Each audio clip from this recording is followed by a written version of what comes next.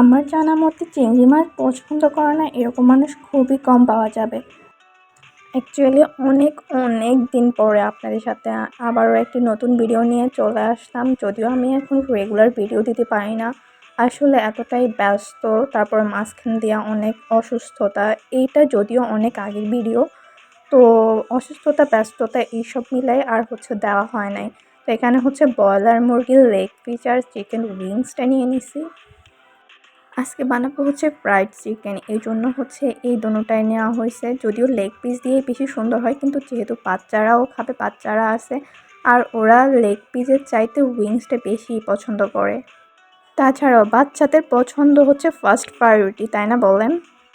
আমার বোনের জামাই, আসলে ওনার সম্পর্কে যতই বলবো ততই কম হয়ে যাবে, আর বললে ওনাকে ছোট করা হবে।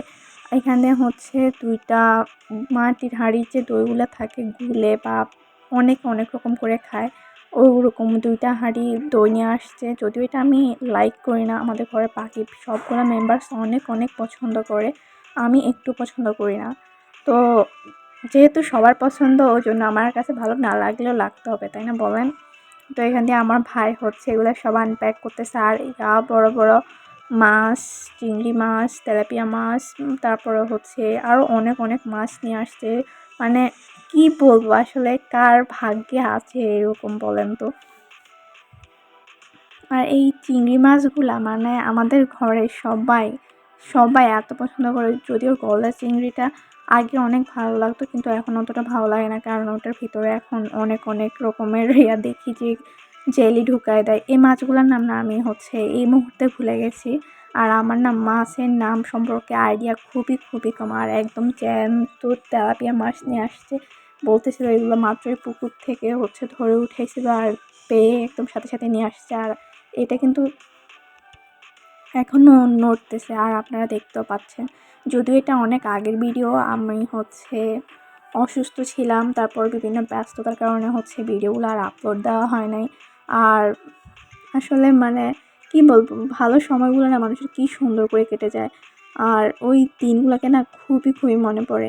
যদি এখন চাইলেও ওই দিনে ফিরে যাইতে পারবো না। সময় আর স্রোত কখনো কারোর জন্য বসে থাকে না, এটাই তার বাস্তব উদাহরণ। এখানে এখন আম্মুর কাজ বাড়ছে, যে এগুলো সব কিছু রেডি করে তারপরে কুটে কাটে ধুয়ে তারপর রাখতে হবে। যদিও উনি বাজার থেকে কেটে আনতে পারতো, কিন্তু আমার বোন বলতেছিল যে না, গোটা নিয়ে আসো, তাহলে বাচ্চারাও দেখে অনেক খুশি হবে আর সবাই অনেক এনজয় করতে পারবে। আর এক বস্তা চিপস নিয়ে আসছে। যদিও মাছ মাংসের প্রতি আমাদের অতটা লোভ নেই, কিন্তু চিপসের প্রতি সবসময় একটা লোভ কাজ করে। আর চিপসের দোকানের সামনে দিয়ে যাইতে তো পারি না, পুকুরা দোকান সহ নিয়ে ফেলতে, এরকম কার কার মনে হয় বলেন তো? চিপস, চকলেট এগুলোর প্রতি আসলে সবারই কম বেশি একটু না একটু দুর্বলতা আছেই। আর এখানে কাঁচা কাঁঠাল বা এঁচোড়, যে যাই বলেন না কেন, ওটা রান্না করা হবে। এটা এত মজা হয়, এত মজা হয়, কি বলবো। এটা আসলে যে যে খায় না আসলে সে জানবে না এটার টেস্ট কেমন আসলে। আর আম্মু এরকম সাইজ করে কাঁঠালগুলোকে কেটে নিছে। আর এই কাঁঠালটাও আমার বোন জামাই আনছে, ও এমন কোনো জিনিস নেই যে উনি আনেন নাই। এটা যত বলবো তত কম হয়ে যাবে। এখানে আম্মু সুন্দর করে একদম কাঁঠালের বিচি থেকে শুরু করে সবগুলা অংশ সুন্দর করে কেটে বেছে, তারপর এখনও ধোয় নাই মনে হয়, কারণ আমি ধরার সাথে সাথে আমার হাতের মধ্যে একটু আঠা লেগে গেছে।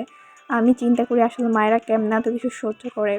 এই যে এটা গোটা একটা কাঁঠালটা অর্ধেক রান্না করছে, আর বাকিটা রেখে দিছে, পরে খাবে। আমি জাস্ট ধরছি, ধরার সাথে সাথে আমার হাতের মধ্যে এরকম লেগে গেছে। আর আম্মু কীভাবে করছে আপনি চিন্তা করেন।